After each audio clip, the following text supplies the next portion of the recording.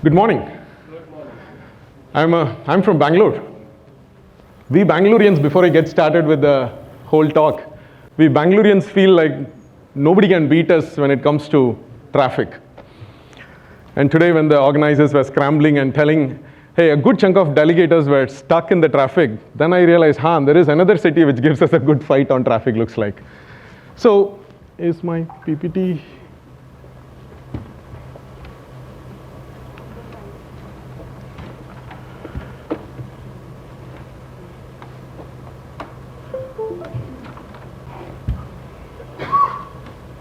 Okay, this is a topic about, hey, augmenting and adapting digital environment with SaaS. It's somewhat like the previous speaker what he spoke about, cloud, but it's a very specific instance of a cloud we'll talk about more.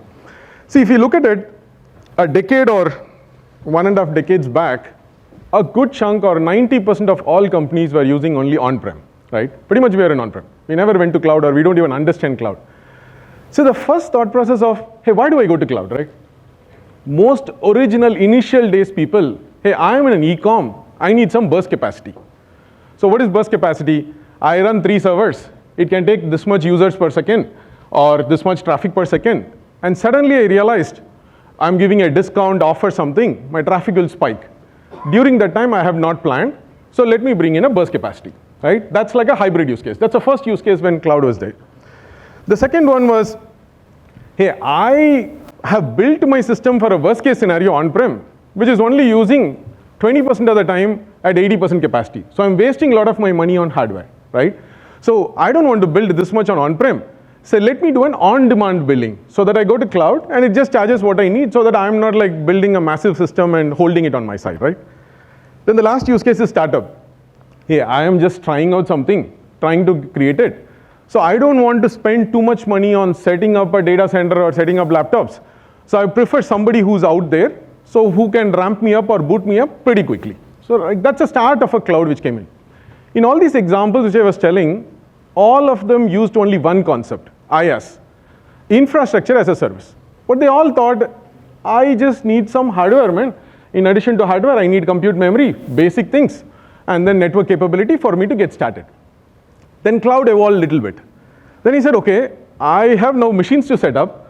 Now I need to ramp up and build an application faster, right? So the next thing I need is, okay, I need database as a service. I need some Kafka as a service. I need cache as a service. I need all other things for me to actually perform my basic application to build it, right? That's the start of PaaS. Platform as a service came in. So we said, okay, now where do I go and get it? So industry evolved from an IaaS and said, let's go to PaaS. Now, lot of PaaS applications are there. Right? Today, if you're building an application in AWS, we live in AWS. If you're building an application in AWS, you pretty much don't have to worry about any platform service that we want to build. You want database, you want Kafka, you want caching, you want hyperscaling, you want anything which is there, there's there. If you want even API gateway, they have, right? But all of them are PaaS layers available.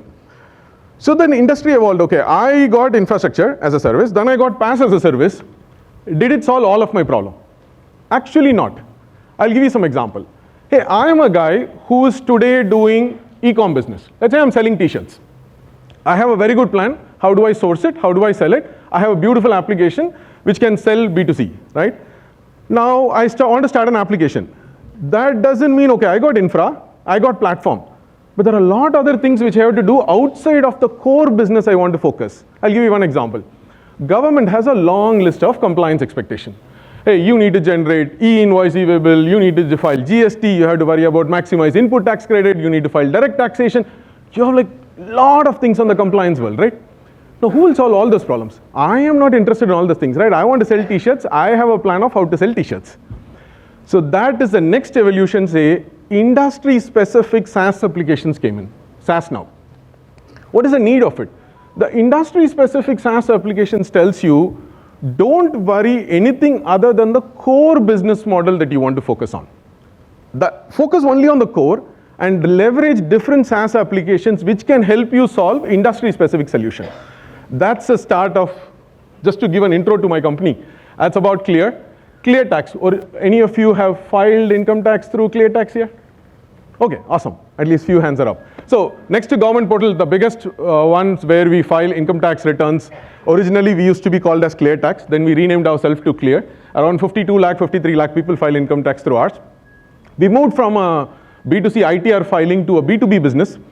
We are around 4,000 enterprises today there in ours, predominantly solving everything about compliance you want to do. You want to do about, hey, GST filing, input tax credit, secretarial compliance, tax credit, invoice discounting, anything what we do. Why this is very critical, and that's the start of this whole journey, is about each one of you might have your own digital assets. When I say digital asset, it's a very generic word. So we'll use specific example. You might have your own ERP, right? You have your ERP which does a certain things of work, but you need lot more capability outside of your ERP to do certain things work. That's where the industry solutions comes in. So Gartner says more than 50% of enterprises globally will use industry cloud platforms to accelerate the business initiatives by 2027. This is absolutely true even today if you look at it. There are a lot of countries. This is one example what ClearTax does is about compliance one. There are a lot of guys, for example, hey, I want to do payment processing. What do? I have somebody else in an industry SaaS solution. I'll leverage them. Hey, I want to do accounts payable processing. What do? I have somebody else who will do it. I have warehouse management somebody, very specifically warehouse management SaaS. I have somebody to do it. So there are a lot of industry-specific SaaS applications are common, which people piggyback on, similar to how you started with IaaS and PaaS. This is the need of the day today. So now we'll go into what are the next set of things that we do. See, one thing which you realized in this journey, when I talk to a lot of CIOs or IT managers, IT heads, they're all actually somewhat very much tied to their ERP. Have you seen this one? So there are a lot of people, a lot of ERPs are there, right? India has some of the very famous, and for example, SAP. If an IT manager is used to that ERP for a decade or 2 decades, there's a lot of reluctance for him to even come out of that concept of it. Forget about not only change management also, that's a technology he knows, and he feels that technology is very safe for him. For example, when I go to them, the first thing they ask is, can your application run in my SAP? I said, no. Then I'm not very sure about it. The first question is, can it run inside? So I said, okay, what is that which is bothering you? Hey, my SAP runs in my on-prem. Very safe, na? It is running in my own building. Actually, it is not very safe. Who said just because it's running in on-prem doesn't mean it's safe, right? Because you might have ACLs opened in your firewall, which is actually allowing incoming network traffic to come in. So just because I'm running in cloud doesn't mean I'm unsafe, because it depends on how much ACL I have opened out for the incoming traffic. The second thing is, hey, I have always used only SAP, na? Why am I coming out of it? Or any ERP, I'm just picking up an example, doesn't mean that. So there is a lot of reluctance are there. So here is what we want to have this talk to say, what are the things that it is almost not possible for your native digital asset, which cannot do, and there is a need for you to come to cloud-based SaaS application, industry specific. What are some of them? So the first thing it is, for example, in our product also, in a native digital one, you will have some system which does ordering, which is a very different system, legacy system they'll have. Some system does your PO processing, procurement processing. There's some system doing a warehouse management processing, right? So now, if you are a finance person or a operational head who needs data across all of these ones, right? It's actually not possible. Many times in the system. You know what they do, even a native digital asset guys? They grab data from all these systems, put it in Excel, and they crunch, and then they'll ask you whatever you ask, they'll come and give you.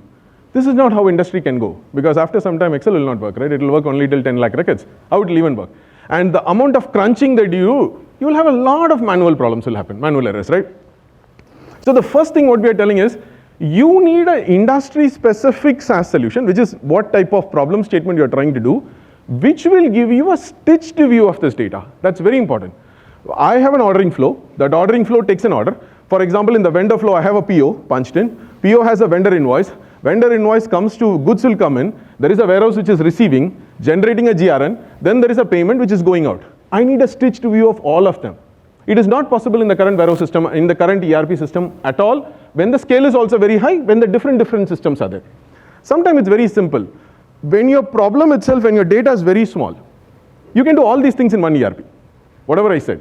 If your data is very small, then you don't have to worry, because everything can be done in the same ERP. It is not a problem. When the data is very big, you would have sometime built a separate system. For example, your ERP is warehouse management system, may not have the capability to scale very big.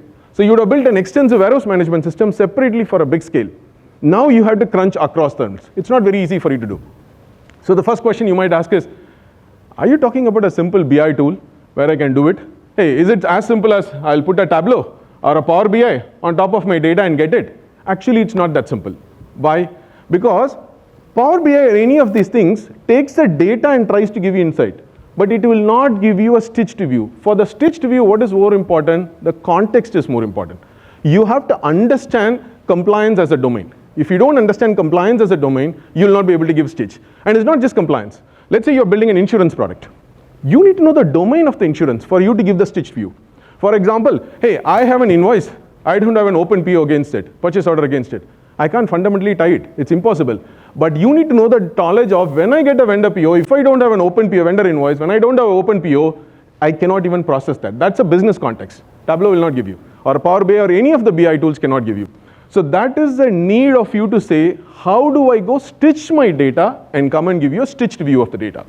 The next one is, the other one which is, today industry is evolving a lot, is descriptive analytics. Everybody says, yeah, I want data. Okay, I want data to answer. Today, majority of the customers we speak, actually in Clear, we have 4,000 enterprises in India which live on Clear. And majority of the customers today answer any query from an Excel. Any query from Excel. Like actually majority, 4,000. You know what they do? In our product, they come and finish all the application. Finally, they download the Excel. We give you an option to download the Excel. And from there only they crunch it. So now we are telling, in one of the customer meet, I was telling, hey, we're thinking of removing this download Excel option. They're saying, no. If you remove download Excel, we don't know how to operate because everything works out of Excel for us. The fundamental question here is, industry has evolved so much, actually you cannot ask any more questions in Excel because two reasons. One is Excel has a limitation, or you can say CSV has its own limitation. The next one is when you crunch data, it is very, very manual error prone. Somebody is doing a lot of VLOOKUP data, this, that. There is anytime you give a huge set of data to somebody and crunch it, two different analysts you try yourself. Two different analysts give a large set of data and ask them 3 questions on insights. Both of them will never give you the same answer. Have you ever guys tried this? All the time these both will not give you the same answer. The reason because each one, the way in which they crunch the data is very, very different. That's error prone. So when it comes to interactive analytics, it's not an easy tool to build at all. In our product, we have an extensive interactive analytics. You can come and ask anything at any level, it will give you interactive. But there is an adoption problem. That is different. Why you cannot do it in ERP, right? The fundamental question you will ask is, can I do all these things in ERP? Why do I need an industry SaaS? It's actually not even possible at all. And I'll give you when the scale is very high. Always I want to say when the scale is high, because if the scale is small, most systems will work. There is no big deal. So when the scale is high, for example, one of the biggest India's e-com player is our customer. He is not even able to ingest B2C invoices at the lower grain in the ERP. He has around 80 crore B2C invoices. He cannot even ingest at a grain level. You know what he does? He says, let me aggregate at a day level. Let me aggregate at an item level for a day. And then ingest only aggregated view. Why? Because the system cannot even take. That much only is the scale for which the system is built. When I cannot even ingest the lowest grain data into my ERP, how will I actually run very interactive descriptive analytics? It's almost impossible. Why? All these systems which are ERP and all is built for a very, very small use case. I think we went and abused it to say, I am growing at a massive pace like India's consumption market. India's consumption market is today like the biggest one, right? At the growth level, if you see. So if somebody is selling in tens of crores of B2C invoices per year, if he cannot even ingest, how can you do descriptive analytics and come back? Let's say you run any ERP. I have 100 crore data there, and I'm running some query on that to get the data out. Do you think it will come out? In any combination, how much ever index you have, I have 100 crore base data. It's almost going to crank up. It's almost not going to come out. But here, there are different types of technology which is available in cloud, which will help you. Hey, I am in distributed computing. I want to use the Apache Spark. Spark will give you at a massive pace for you to come back. Hey, I have a lot more closer use case of Fling. Streaming-based microbatching, I want to do it. Fling will give you.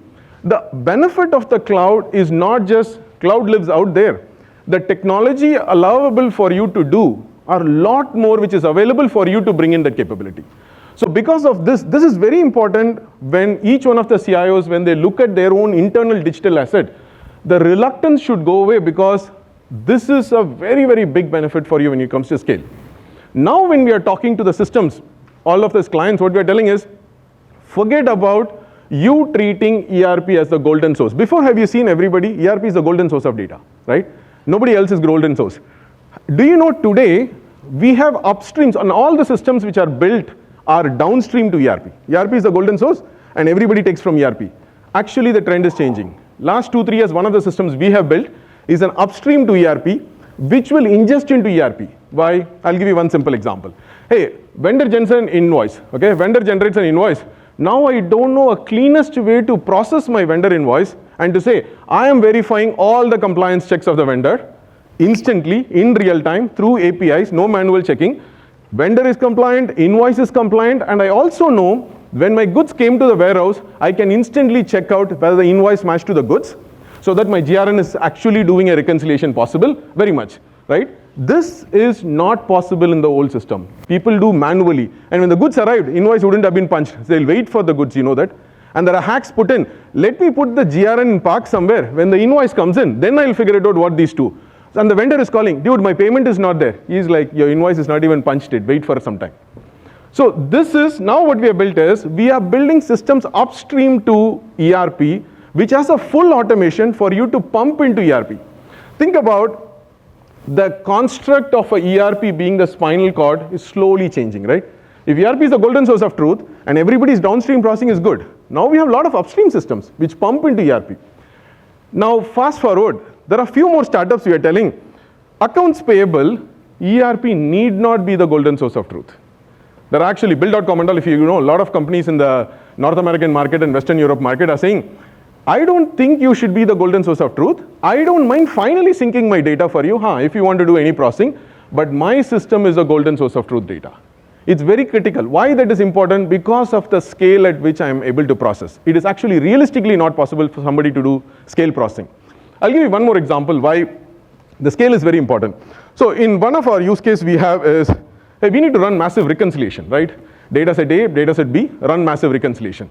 So originally, these reconciliations are run out of the ERP itself, natively, right? So 10 years back, it was not a problem because growth was not that much. Today, everybody in the consumption space is growing very fast. And if you are in B2C consumer space, you're growing at a rapid pace. Now customers are telling, can I run a reconciliation of 20 lakh document to a 30 lakh document? Left-hand side is 20 lakh, right-hand side is 30 lakh. Can you run a reconciliation in ERP? It is not possible. So the other thing what you will say is, hey, it is not possible when I say in a definitive amount of time. See, whenever we call about performance, right? Performance is related to a definitive point of time. If reconciliations can be done for a 1 lakh record, why can't it be done for 20 lakh record? It can do, right? Because I can throttle every lakh slowly. But what will happen? It will finish after 1 day, 1.5 days, 2 days. So performance is an acceptable level, is it there? Today, customers' expectation is, I run a recon. Before they used to wait for like 15 hours, 18 hours, 20 hours and all to run reconciliation. Now they're telling, I don't want to even go for a chai and come back. Not for lunch. I click, you give me in like a minute or a few seconds. This is the rate at which productivity is going up. So for you to improve productivity, the biggest chunk of productivity in the world is people productivity, right? That's the biggest thing because that's very, very expensive today to run in, people productivity side. See, leave apart India, labor cost is very less because of which is okay. But India's technology side, labor cost is very, very high. Bangalore salary is pretty much, other than Bay Area, it is outbeating all of North America's salary on technology. So that one is very expensive. So we don't want the guy to waste on the productivity, right? So productivity is coming, for example, interactive. When I run a reconciliation, or this is just an example I'm giving you. You can end up doing anything on this one. Traditional ERP-based systems, if you do, there is a limit on which the productivity will come in, which can be drastically changed when you can go here. The reason because a lot of technology is available for you to do. That's why I was giving you example of distributed computing in Spark, Flink and all. But the other one is, I can spin a cluster size, massive size. I can spin clusters of 200 nodes you want, 100 nodes you want, 32 CPU you want, or 64 CPU you want. It will come out. That's the next big benefit what you're telling. Offer unlimited, uninterrupted performance and scalability, right? The same thing what I was telling you. Previously, scale we just spoke. The next one is performance-based scale, right? Every time when we say scale, It is not just data analytics alone we are telling. We are not telling about reconciliation. Today, when an ordering takes an order, majority of the systems comes back in milliseconds. Why? Because of the capability of the underlying PaaS layer, which we originally talked, right? If I am doing an on-prem, assume I am doing an on-prem, you can still get the same performance. It's not impossible. But you might need expertise to do administration of all the technology. For example, hey, I need Elasticsearch to be implemented for my reads to come out very high performance. Is it impossible to deploy in on-prem? No, you can deploy. But you need a guy who understands the administration of Elasticsearch to be deployed and manage it. But there is out there somebody already manages Elastic Cloud. We just piggyback. Maybe he's a little bit more expensive than you are doing on-prem. But the benefit of you ramping up is very high. So in all those things, it's not impossible for you to run all these things in on-prem. But how many administrators you will hire? You want RDBMS, you will need an administrator. If I have a document DB, which is very different skill set, I need an administrator. If I have Elastic, if I want Kafka, there is MSK available. Every technology, there is a PaaS layer available. Why? Because they take care of the administration of it. You worry about what you need to set up for your business. So key what we want to tell is, we want the CIO community to think, hey, it is not like the native digital asset I want to solve all my problems. It's almost not possible today if you want to get a very great productivity. We want you guys to be very open to say how we can actually open up to say leveraging a cloud is not a problem. It's actually a lot of added advantage. So one thing people generally think about, hey, cloud is not very secure. Actually, anybody here also thinks? Because there are a lot of manufacturing customers whom I see day in and day out. Hey, cloud is not secure. Today, I used to work for Yahoo a long time, where PCI audit, you know, right, which does the credit card processing audit, is one of the highest compliance need for audit is PCI audit. The auditor comes and tracks you right from the time a credit card is taken on the UI, log, network, DB, everywhere how it is processing. Is there encryption going in across the board everywhere he'll do. Today, AWS actually does PCI audit one. AWS is capable to do. A big chunk of MNCs today store their credit cards in AWS. When PCI audit is the highest level of an audit goes through for a firm to go through it, and if that can be processed, it is not a problem. It is about how you leverage security. How good is your security team to say, have I built the deployment architecture very good enough? For example, our entire application in DB lives within the firewall. Only the API gateway is punched outside in the public internet, and the DNS is mapped on the API gateway. The only ACL open to our private DNS, private VPC is between the API gateway to the private VPC. Nobody else there is a firewall punch. So that's a network level security. So the same thing I could have done in on-prem also. Or if I opened up the entire application to the public VPC, I can be screwed even in public, or I can be screwed even in on-prem. So the idea here is to say, we will need to leverage cloud if you want to improve our productivity and move forward faster. That's pretty much it. So I don't want to give a long one. So if you have questions, I'll pick it up. What are you using for your space review? You said about that you are using space review for taking the data. Right? So what is the technology you are using for? So today our stitched view, because on the OLAP layer, we used Spark. Apache Spark we use to stitch our entire OLAP processing, because it comes data from different products it comes in. So there is an ETL which runs behind the scenes, which runs our Apache Spark and stitches the whole thing and gives the view of it. Any other questions anybody has?